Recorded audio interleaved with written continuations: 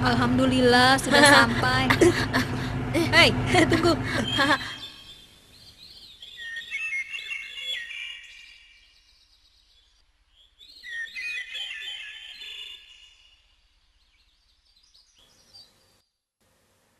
Assalamualaikum anak-anak.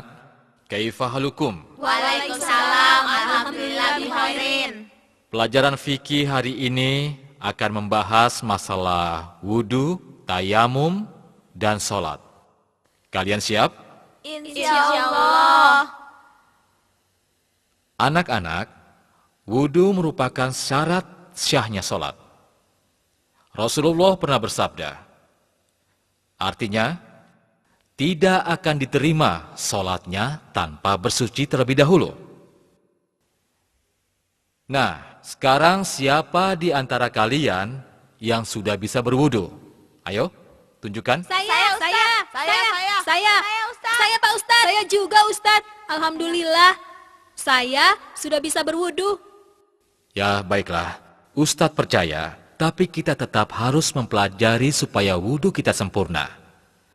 Karena kalau wudu kita tidak sempurna, sholat pun tidak akan sah. Pak Ustadz, saya mau tanya, apa ada wudu yang tidak sempurna? Bisa saja wudu tidak sempurna. Bahkan hal ini seringkali terjadi, tapi tidak disadari. Karena itu kita harus mengetahui bagaimana wudu yang benar. Apa saja yang membatalkan wudu.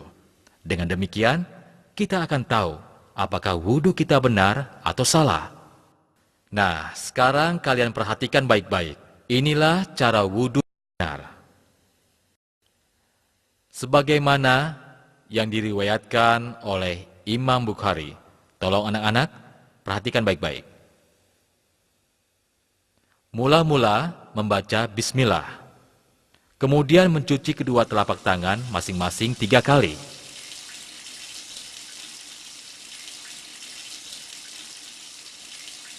Berikutnya, berkumur-kumur dan memasukkan air ke dalam hidung sebanyak 3 kali. Kemudian mengeluarkannya.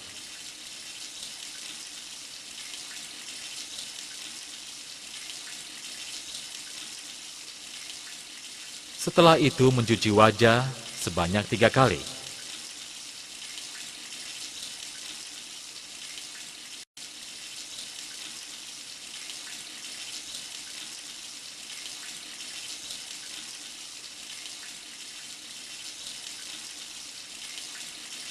Lalu mencuci tangan kanan sampai siku sebanyak 3 kali.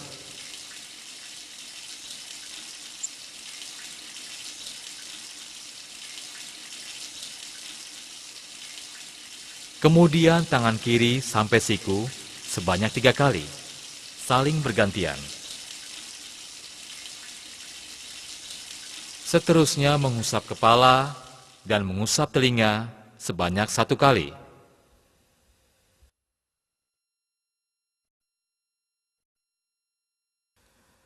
Terakhir mencuci kaki kanan sampai mata kaki sebanyak 3 kali. Kemudian kaki kiri sampai mata kaki sebanyak 3 kali.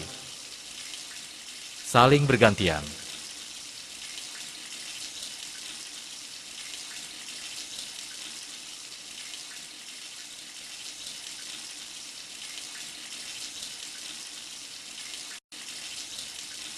Selesai berwudu, disunahkan membaca doa أشهد أن لا إله إلا الله وحده لا شريك له أشهد أن محمدا عبده ورسوله اللهم اجعلني من التوابين واجعلني من المتطهرين. Nah, apakah kalian semua sudah paham apa yang tadi Ustadz ajarkan? Oh ya Pak Ustadz, bagaimana kalau kita membasuh kaki dulu baru membasuh tangan? Ya, pertanyaan bagus. Hampir saja Ustadz lupa menjelaskannya. Wudu harus dilakukan berurutan. Mula-mula membaca bismillah, kemudian mencuci kedua telapak tangan masing-masing 3 kali.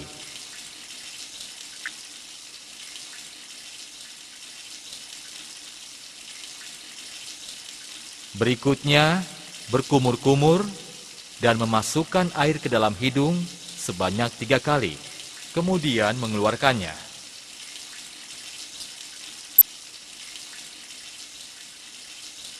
Setelah itu, mencuci wajah sebanyak 3 kali.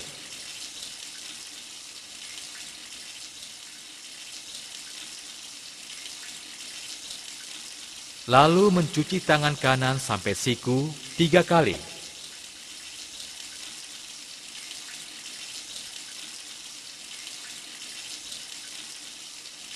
Kemudian tangan kiri sampai siku 3 kali.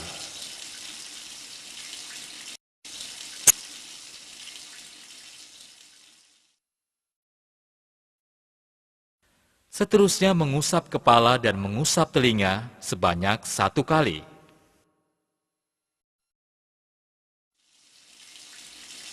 Terakhir mencuci kaki kanan sampai mata kaki 3 kali. Kemudian kaki kiri sampai mata kaki 3 kali.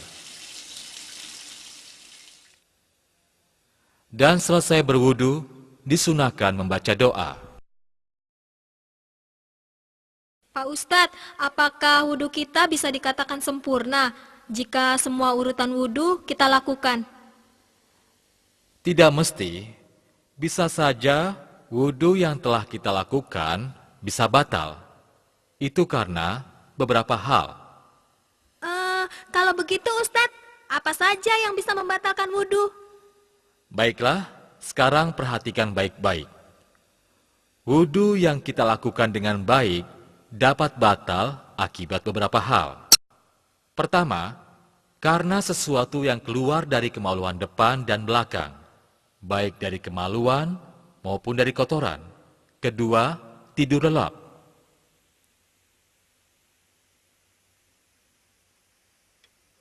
Ketiga, hilang akal atau gila.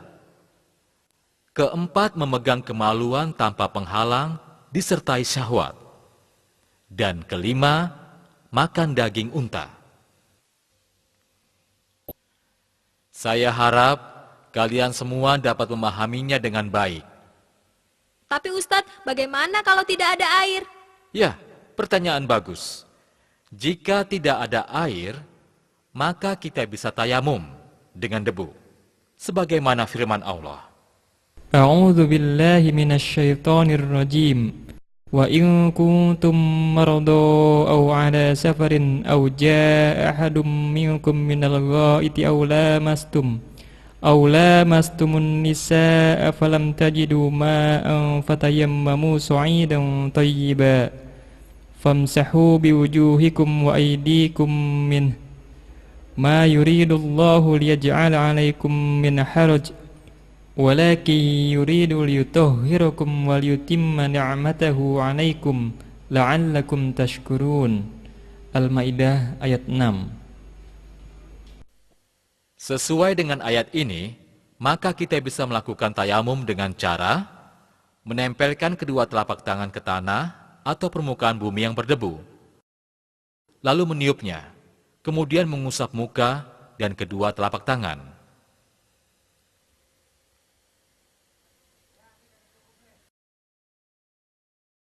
Ustaz,